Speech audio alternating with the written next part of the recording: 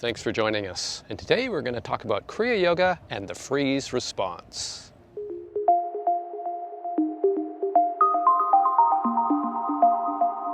So there are some who claim that the freeze response is a big deal in Kriya Yoga. And the freeze response is an aspect of the polyvagal theory that was put together by Dr. Stephen Porges. And the polyvagal theory describes how the vagal nerve has some effects on one's emotional and physical well-being. The vagus nerve is a major component of the body's parasympathetic nervous system, which has effects on breathing, heart rate, digestion, and social interaction. The polyvagal theory proposes a hierarchy of 3 different modes. The ventral vagal system, which is engaged in socialization, the sympathetic, the flight or fight response, and as well the dorsal vagal, which is part of rest and digest. Through techniques such as deep breathing, mindfulness, and so on, one can learn to regulate one's emotional state and get into an optimal state of well-being. There's a recognition that Kriya Yoga can affect the body's autonomic nervous system to bring one into a low idle state, which is conducive for meditation. This can happen quite quickly in Kriya Yoga, where practice of Kriya Pranayama, which is a form of intentional breathing, quickly brings one into an internalized state, which is called pratyahara. And this can happen in a matter of minutes. And so this is revolutionary for many people who have not experienced an internalized state in meditation. When they engage in Kriya Yoga, that internalized state starts to manifest. Instead of being in a state where one's mind is roaming free and the body isn't internalized, Kriya Yoga can very quickly bring about this rapid internalization. There are some who claim that the freeze response and pratyahara internalization are synonymous. Pratyahara is referenced in Patanjali's Yoga Sutras as a phase that precedes absorption, dharana and dhyan, and samadhi, superconscious awareness.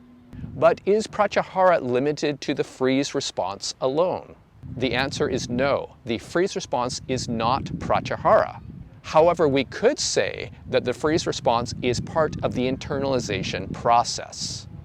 When one starts to go into meditation, there are a number of things that need to happen for the internalization process. The first is that the body needs to be in a comfortable position.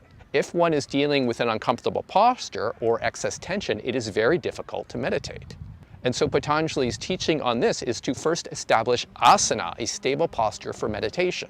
Now, this does not mean a strenuous yoga posture such as Padmasana, the lotus pose, but really is about being in a particular position that allows one to sit with neutral spinal alignment and minimal bodily tension. If you want to know more about this, you can check out my video on best meditation posture.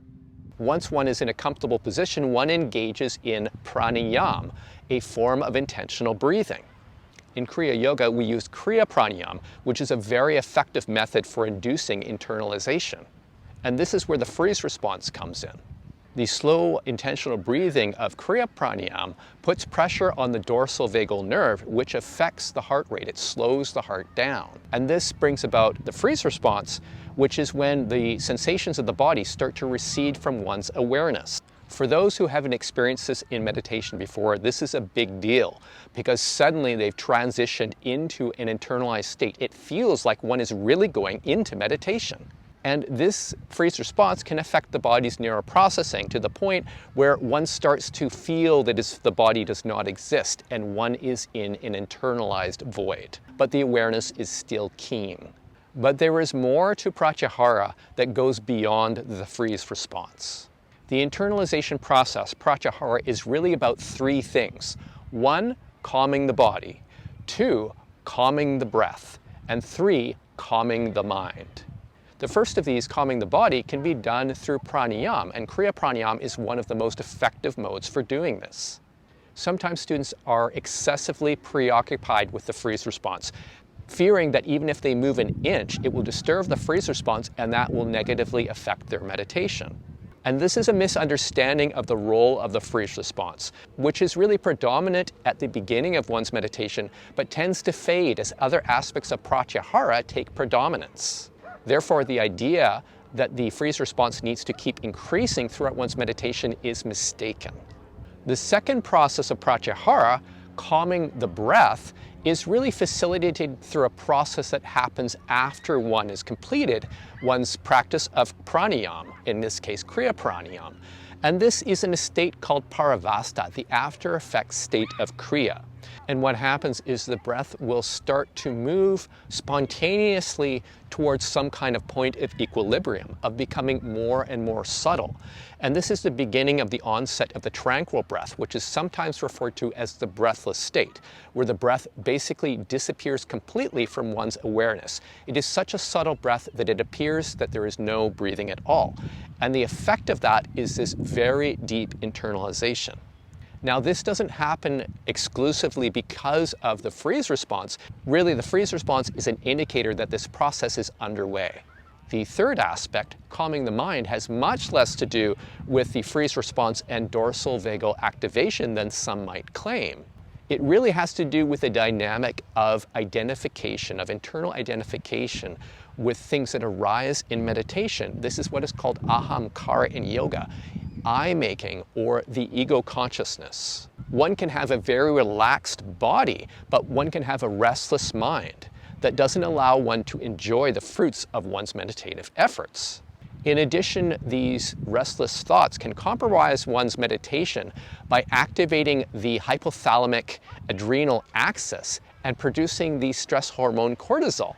And this in turn raises the blood pressure and the heart rate and will bring one out of meditation. Hence, it is a common experience for many Kriya yogis that they might have an internalized body resulting from pranayama, but they have a restless mind, and as a result, they may not be able to go very deep in meditation.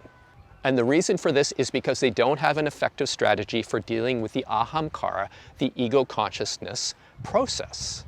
There are other spiritual traditions that approach this problem directly, such as the original teachings of the Buddha, where one learns to identify the egoic process and abandon it, resulting in deepening states of absorption, which are called the jhanas. There are other traditions, such as non-dual tantra, that approach this problem from another angle. Instead of seeing phenomena in meditation as impermanent, impersonal, and unsatisfying, one recognizes them as an expression of consciousness itself and allows them to become absorbed into the ground of being. This effectively short-circuits the ego-making consciousness by subsuming it in the pure transpersonal awareness. So in summary, the freeze response plays a role in Kriya Yoga, but not the most important role.